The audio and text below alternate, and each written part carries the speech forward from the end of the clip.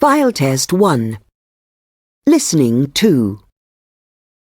I'm delighted to say that today in the studio with us we have Graham Rushton, who's going to talk to us about his experience of being interviewed, and I'm sure he'll have some great tips to share with you.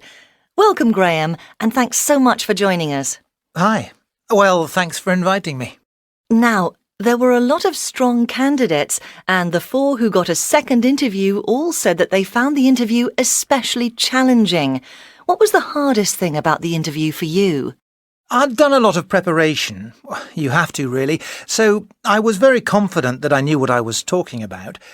And I had quite a few examples ready, too, of things I've achieved, because I knew they'd ask for that. Keeping my answers short and to the point was difficult at times, because, generally speaking, I have a lot to say. Well, you got the job, and that's all that matters. There were 5 people interviewing you. Did that make you nervous? Yes, definitely.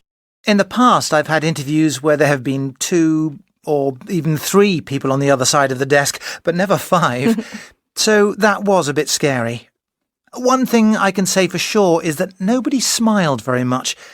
But I know that they were just doing their job, really, and after all, with so many huge companies between them, I suppose they know what they're doing when it comes to business. Now, were there any questions that you couldn't answer during the interview? Not really, no. As I said, I'd done my homework, and I pretty much guessed what type of things they'd ask. There were a couple of places where I could have done better, but overall I was pleased with the answers I gave. OK. So how did you think it had gone when it was all over? You know, the funny thing is that even though I believed in myself, I knew that the other applicants were both clever and experienced, perhaps more so than me.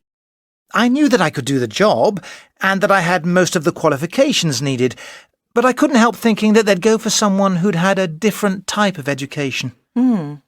Finally, if you could offer one piece of advice to anyone out there going for a job interview soon, what would it be? Only one thing. Well, it's obviously important to look the part, be neat and tidy.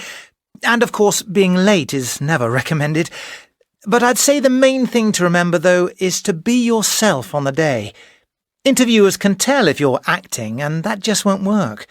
And make sure you read as much as you can about the company before you go. Right.